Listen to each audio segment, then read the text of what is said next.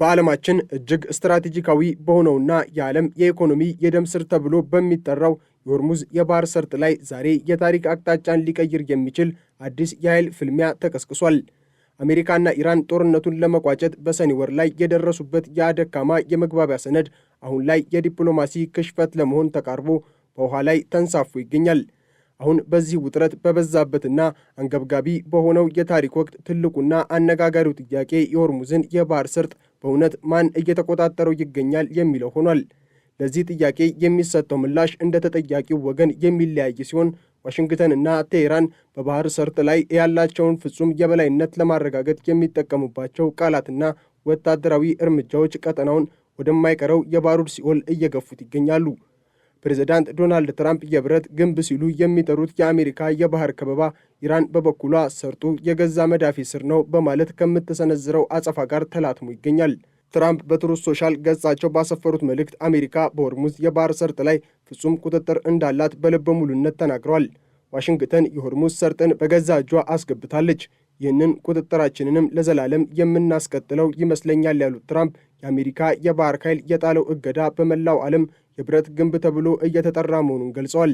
እንደ ትራምፕ ገለጻ ኢራን አሁን ላይ አየር ኃይልም ሆነ ባህር ኃይል የሌላትና የአመራር መዋቅሯ እየፈረሰ ሀገር ሆናለች ብለዋል።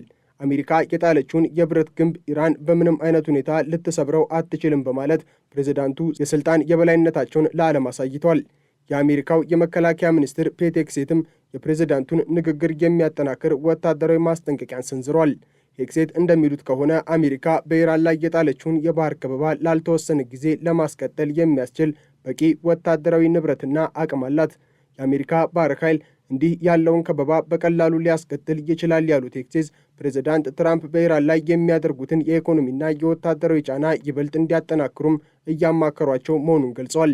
ይህ የአሜሪካ አቋም በሆርሙዝ ሰርጥ የሚያልፈውንና የዓለምን የነዳጅና የጋዝ ፍላጎት 1/5 የሚሸፍነውን ስልታዊ መስመር ሙሉ በሙሉ በዋሽንግተን ትዕዛዝ ስር ለማድረግ የታለመ ነው።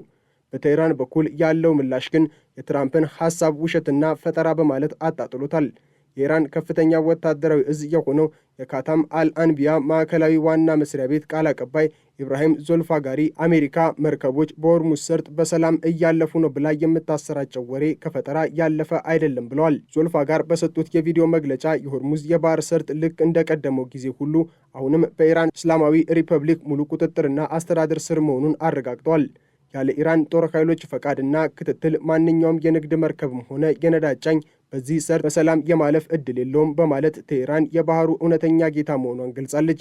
የኢራን የባሲጅ ታጣቂ ኃይል መሪ ሁሴን ታኢብ በበኩላቸው አሜሪካ የኢራንን ቀጠናዊ ተጽዕኖ ለማዳከም የከፈተችው አዲስ ግጭት መክሸፉን ገልጸዋል።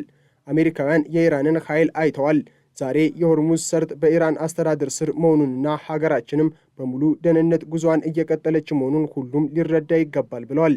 የኢራን ውጭ ጉዳይ ሚኒስትር አባስ አራቺ የአሜሪካን ስሌት የስለላ ውድቀት ውጤት ሲሉ ነቅፈውታል።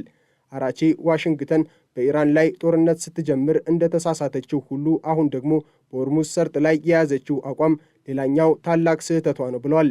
ከሐሰተኛ ዜና ይልቅ ሐሰተኛ የስለላ መረጃ እጅግ አደገኛ ነው በማለት አሜሪካ በተዛባ መረጃ እየተመራች መሆኑንም ጠቁሟል። እዚህ ላይ ነው እንግዲህ እጅግ አስገራሚውና በምስጢር ተይዞ የነበረው የግድያ ሴራ ድራማ ብቅ የሚለው። በቱርክ መዲና አንካራ በተካሄደው የኔቶ ጉባኤ ወቅት እስራኤል ኢራን በፕሬዝዳንት ትራምፕ ላይ የግድያ ሙከራ ልታደርግ ነው የሚል እጅግ አሳሳቢ የስለላ መረጃን ለአሜሪካ ማጋራቷ ተነግሮ ነበር። ይህ መረጃ በወቅቱ ትራምፕን በከፍተኛ ጥበቃ ከአንካራ በአማራጭ ወታደራዊ አውሮፕላን እንዲወጡም አድርጓቸዋል። ሆኖም ግን የሲአይኤ ተንታኞችና የቱርክ ባለሥልጣናት ይህ የእስራኤል ማስጠንቀቂያ በዋሽንግተንና በቴህራን መካከል የሚደረገውን የሰላም ድርድር ለማደናቀፍ ሆነ ተብሎ የተሰራ ሴራ እንደሆነ በጥርጣሬ መመልከታቸውን ዋሽንግተን ፖስት ዘግቧል። የአሜሪካ የስለላ ባለሙያዎች መረጃው ተአማኒነት የሌለው መሆኑን ለአስተዳደሩ ቢገልጹም ትራምፕ ግን የደህንነት ቡድናቸውን ትዕዛዝ በመከተል አውሮፕላን መቀየራቸውን አረጋግጠዋል። ይህ ፍጥጫ በአሜሪካና በእስራኤል የስለላ ድርጅቶች መካከል ያለውን አለመተማመን ይፋ ያደረገ ክስተትም ሆኗል። በጦር ግንባር በኩል ግን ሁኔታው ይበልጥ አሰቃቂ ደረጃ ላይ ደርሷል። የአሜሪካ የባህር ከበባ በኢራን ላይ ከፍተኛ ጫና እያሳደረ ቢሆንም የአሜሪካ የጦር ኃይል ግን ከውስጥ መታመስ መጀመሩ ተሰምቷል። በአረብ ባህር ላይ ለ250 ተከታታይ ቀናት የሰፈረችውና የብረት ግንቡ ዋነኛ አካል የሆነችው ዩኤስኤስ አብርሃም ሊንከን አውሮፕላን ተሸካሚ መርከብ አሁን ላይ የሞራል ውድቀትና የስነ ልቦና ቀውስ ውስጥ ወድቃለች። ሴናተር ሪቻርድ ብሉሜንታል በመርከቧ ላይ የሚገኙ 5000 መርከበኞች ለ7 ወራት ያህል መሬት ሳይረግጡ መቆየታቸው የምግብና የመድኃኒት እጥረት፣ የቧንቧ ብልሽትና ከፍተኛ የአእምሮ ጭንቀት እንደደረሰባቸው ገልጸዋል። እንዲያውም አንዳንድ መርከበኞች ከደረሰባቸው ስቃይ የተነሳ ራሳቸውን ወደ ባህር ለመወርወር መሞከራቸውን ስታርስ ኤንድ ስትራይፕስ ዘግቧል። ይህ የሚያሳየው አሜሪካ በኢራን ላይ የጣለችው ከበባ በገዛ ወታደሮቿ ላይም አውዳሚ ዋጋን እያስከፈላት መሆኑ ነው። ኢራን በበኩሏ ይህንን የአሜሪካን ወታደራዊ ጫናን ለመቋቋም የመከላከል ሳይሆን የማጥቃት ጦርነት ስትራቴጂን እንደምትከተል አስጠንቅቃለች። የአያቶላ ሙጅታባ ካሚኒ አማካሪ መሐመድ ሞክቤር እንዳሉት አሜሪካ ለኢራን ያቀረበችውን ቅድመ ሁኔታዎች ካልተቀበለችና ማዕቀቦች ካላነሳች ቴህራን ጦርነቱን ይበልጥ ለማፋፋም እቅድ አላት። ኢራን የሆርሙዝን ሰርጥ አስተዳደር ከኦማን ጋር በጋራ ለመምራት አዲስ የኢኮኖሚ ደህንነት መዋቅር ለመዘርጋትም እየተደራደረች ቢሆንም አሜሪካ ግን ይህንን ጥረት ለማደናቀፍ በኦማን ላይ ከፍተኛ ጫና እያደረገች መሆኑን ቴህራን ትከሳለች። የኢራን ጦር ቃል አቀባይ ረሱል ሳናኢራድ አሜሪካ ሰርጡን በብቸኝነት ልትከፍት አትችልም በማለት ኢራን ያላትን የባህር ላይ ሉዓላዊነት ዳግም አረጋግጧል። በአሁኑ ሰዓት በመካከለኛው ምስራቅ በፋርስ ባህረ ሰላጤ አካባቢ የሀያላን ፍጥጫ በለየለት ሁኔታ እየቀጠለ ባለበት በዚህ የታሪክ ምዕራፍ በአሜሪካ ወታደራዊ ተቋማት ውስጥ ታይቶ የማይታወቅ ቀውስ እየተከሰተ ይገኛል። የፕሬዝዳንት ዶናልድ ትራምፕ አስተዳደር በኢራን ላይ የከፈተውና ኦፕሬሽን ኤፒክ ፊሪ በሚል መጠሪያ የሚታወቀው መጠነ ሰፊ ጦርነት አሁን ላይ ከጦር ግንባሩ ወጥቶ ወደ አሜሪካ የባህር ኃይል ኩራትና ምሰሶዎች ወደ ሆኑት ግዙፍ አውሮፕላን ተሸካሚ መርከቦች ዘልቆ ገብቷል። ዛሬ በዓለም አቀፍ ደረጃ እርስተ ዜና ሆኖ የወጣውና መላውን ዋሽንግተንን በድንጋጤ ያናወጠው መርዶ በአረብ ባህር ላይ ለወራት የሰፈረችው ዩኤስኤስ አብርሃም ሊንከን የተሰኘችው ግዙፍ የጦር መርከብ ከውስጥ መታመስ መጀመሯን የሚጠቁም ነው። በፋርስ ባህረ ሰላጤ አካባቢ የኢራንን ግስጋሴ ለመክታትና ጥቃቶችን ለመሰንዘር ስልታዊ ሚና ያላት ዩኤስኤስ አብርሃም ሊንከን ለ250 ተከታታይ ቀናት በባህር ላይ እንድትቆይ መደረጓ የሰራተኞቿን ጽናት ከመጨረሻው ጠርዝ ላይ አድርሶታል። ይባስ ብሎም መርከቧ ለአንድም ቀን እንኳን ወደ ወደብ ሳትጠጋ ለ244 ቀናት በውሃ ላይ መቆየቷ በዘመናዊ የባህር ኃይል ታሪክ ሪኮርዶች ሆኖ ተመዝግቧል። ይህ ለረጅም ጊዜ ያለ እረፍት መቆየት በ5000 መርከበኞች ላይ የፈጠረው ስነ ልቦናዊና አካላዊ ጫና አሁን ወደ ለየለት አመፅና ራስን የማጥፋት ሙከራ ተቀይሯል። ዘገባዎች እንደሚጠቁሙት በመርከቧ ላይ የሚገኙ በርካታ መርከበኞች ከደረሰባቸው ከፍተኛ ድካምና የተስፋ መቁረጥ ስሜት የተነሳ ራሳቸውን ወደ ባህር በመወርወር መዳኛ ለመፈለግ ሞክረዋል። ሚሊታሪ ታይምስ እንደዘገበው ቢያንስ 2 መርከበኞች ሆነ ብለው ወደ ውቅያኖሱ ለመዝለል የሞከሩ ሲሆን አንድ መርከበኛ ደግሞ በዚህ ወር መጀመሪያ ላይ ዘሎ በነፍስ አድን ሰራተኞች ለጥቂት ተርፏል። ይህ ክስተት በአሜሪካ ጦር ውስጥ ያለውን የሞራል ዝቅጠትና የአመራር ውድቀት በግልጽ ያሳያል። የሥራ ጫናውና የጦርነቱ ግለት መርከበኞቹን ከሞት መዳን ሳይሆን ከመኖር መሰቃየት ወደሚል አሰቃቂ ምርጫ መርቷቸዋል። መርከቧ ውስጥ ያለው የኑሮ ሁኔታ ደግሞ ከታሪክ መጻሕፍት የምናነበውና በባርነት ዘመን የነበረውን ስቃይ የሚያስታውስ ነው። እንደ ኤንቢሲ ዘገባ በመርከቧ ላይ እጅግ የከፋ የምግብ እጥረትና የመሠረተ ልማት ብልሽት ይታያል። መርከበኞች በጣም አነስተኛ የምግብ መጠን እንዲመገቡ እየተገደዱ ሲሆን ይህም በሰውነታቸውና በጤናቸው ላይ ትልቅ ጉዳት እያደረሰ ነው። ሜላኒ ስቶክስ የተባሉ አንዲት እናት በመርከቧ ላይ የምትገኘውን ልጃቸውን ሁኔታ ሲገልጹ ይህ ከማንኛውም ሰው አቅም በላይ ነው። 6 ወር የሚፈጀው ስምሪት ወደ 1 ዓመት ተራዝሟል። በመርከቡ ውስጥ የቧንቧ ብልሽት ስላለም ንጽህናቸውን ለመጠበቅ እንኳን ተቸግረዋል ብለዋል። ይባስ ብሎም የአውሮፕላን ማቆሚያዎቹ በትክክል ስለማይዘጉ መርከቧ በዝናብና በባህር ማዕበል ውሃ እየሞላች መሆኗን ተሰምቷል። ይህ ሁሉ መከራ እየደረሰ ያለው ደግሞ አሜሪካ ከኢራን ጋር በገባችበት ጦርነት ምክንያት ነው። የባህር ኃይል ባለሥልጣናት እንደሚሉት መርከቧ ወደ ወደብ መጠጋት ያልቻለችው ኢራን በቀጠናው የፈጠረችው ከፍተኛ ስጋትና በተፋፋመው አካባቢ ውስጥ እንድታከናውን በመገደዷ ነው።